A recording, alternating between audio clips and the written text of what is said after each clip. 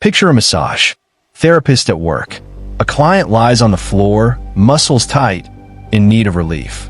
The therapist sits on a bench above them, calm and focused, moving with precision and confidence. The session is deep, effective, and, according to every client who has experienced it, remarkably powerful. Now look closer. The therapist has no hands in the conventional sense. Her arms are 8 inches long. She has 7 fingers between them. She is not using her hands at all. She is working with her feet. And she is one of the most accomplished sports massage therapists in the United Kingdom. Her name is Sue Kent.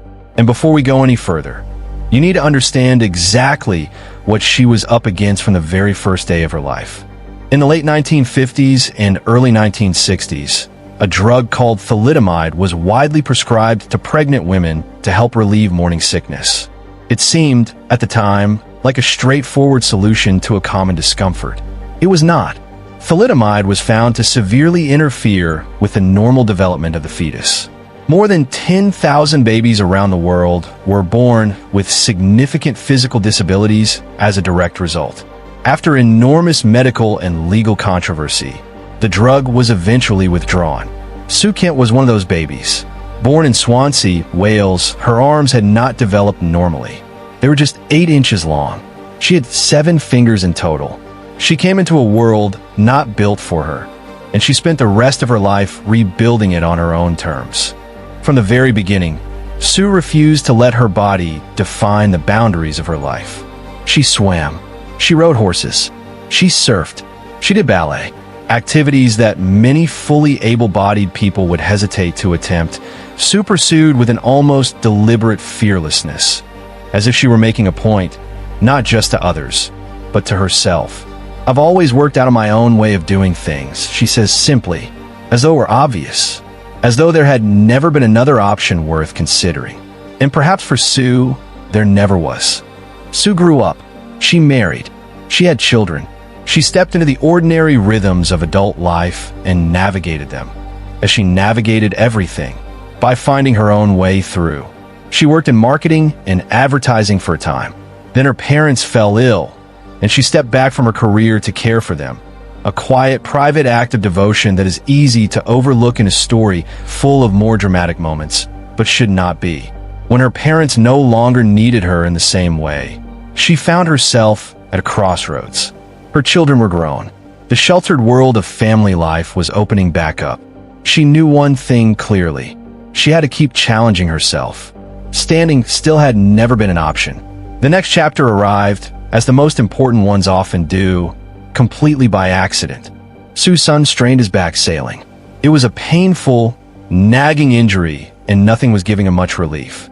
Sue started to massage him, working with what she had, the way she always had, finding her own method.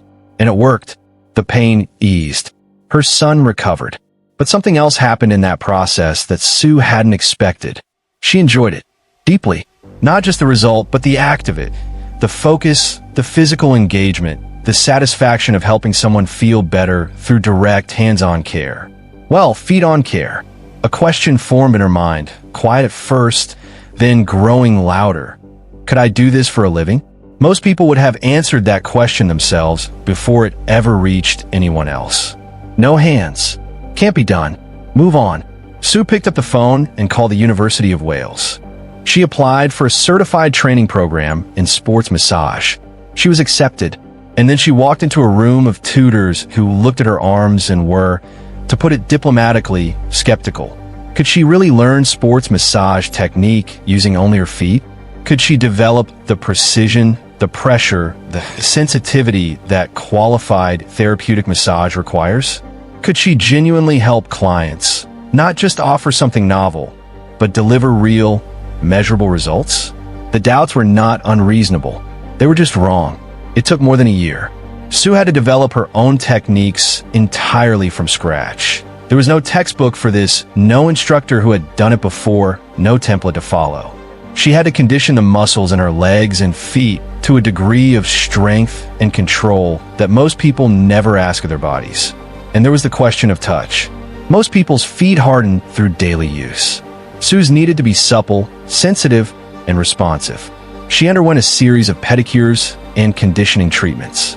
She even commissioned a glove manufacturer to create custom soft rubber foot gloves to protect her feet during the day, preserving their sensitivity for when it mattered most. She didn't just complete the program, she passed it. Sue Kent set up her own company, which she named, with characteristic directness and a touch of joy, Enjoy Feet.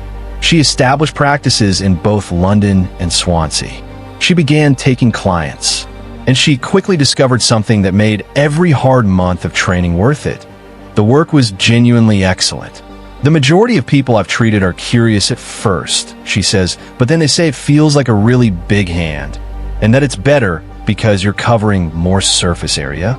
Stretching treatments involve placing clients' feet under her armpits. Weightlifters come to her specifically because of the extraordinary strength in her legs and the depth of pressure she can apply. Men and women who had struggled with muscular pain found in Sue a therapist unlike any they had encountered before, and more effective than many. At the time of this story, Sue Kent was the only sports massage therapist in the United Kingdom qualified to treat clients in this way. The only one in the entire country. 3 years into her professional practice, Sue achieved something that had been a deeply personal goal since she first imagined what her career might become. She was appointed as an official masseuse for the British Paralympics team at the 2012 London Games. Think about that for a moment.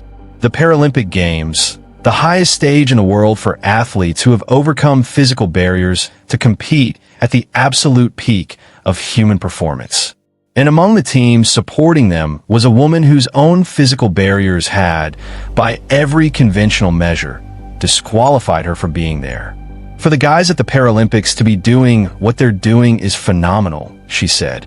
I couldn't wait to be part of it. She wasn't there as a curiosity. She wasn't there as an inspiration story. She was there because she was good enough, qualified, chosen, needed. Sue is clear-eyed about why visibility matters. Not just for her own sake, but for every person who has ever looked at a disability, their own or someone else's, and concluded that certain doors were simply not available to them. The more people see this disability, she says, the more normal it becomes, and the less people will be stupid about it. And then there is this, perhaps the most quietly powerful thing she has ever said.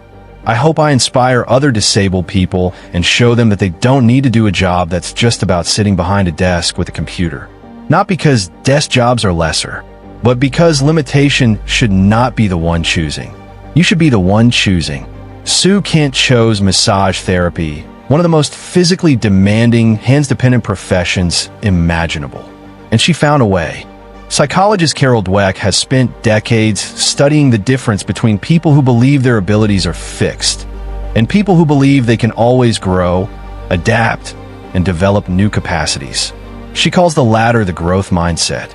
Sue Kent did not know she was a textbook case. She was just living. But her entire life is a masterclass in what the growth mindset actually looks like in practice.